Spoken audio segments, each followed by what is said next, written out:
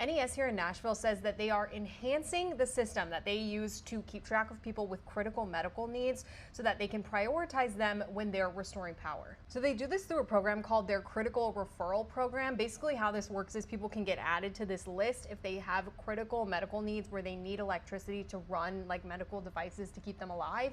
And then NES will prioritize those people when they're restoring power in individual outages. Now, it's certainly a process to get on this list. You have to have a note from a doctor verifying that you actually need to be on it, and you also have to get that updated every 2 years. I talked to a mom here in Green Hills named Elisa who told me that she's kept her family and her household on this program for the last 8 years, ever since she brought her daughter Eden home from the hospital on a ventilator.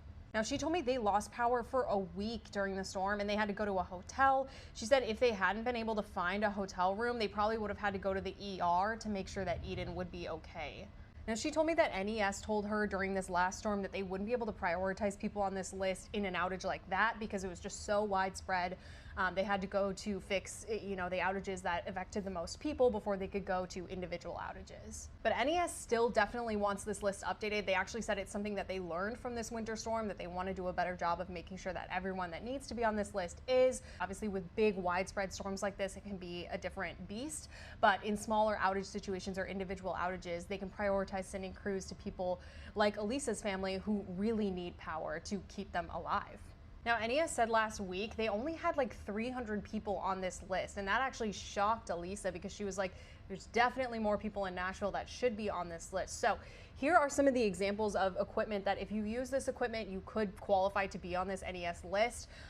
The process is now a little bit simpler. You can find the form that you need to fill out on NES's website. If you Google NES Critical Referral Program, you'll be able to find it on their website here, and you can fill out this form. Remember, you also have to get a note from your doctor. And Elisa told me that even though, in this storm, it seemed like it didn't really make a big difference who was on this list or not because it was such a generational storm and so widespread. She said she still wants people to sign up for this. She says more people need to know about this, more people need to be on this list so that NES has this information in outage situations.